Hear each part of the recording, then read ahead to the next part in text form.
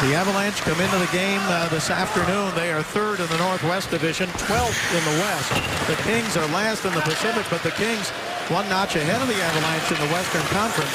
They're 11th. Kings hit up Brown, shoots, he scores! Dustin Brown gives the Kings a 1-0 lead.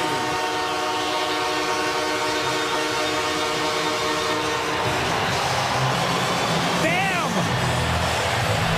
That was a rocket. We just talked about the entries for the Kings. A couple of chips right there keep the Kings at full speed. You get it, and then Dustin Brown is left wide open. It's a neat little touch pass from Justin Williams. One step and then pass right through the seam. And you can see Dustin Brown already with his stick cocked right there, just ready to tag it. And believe me, he does tag it. But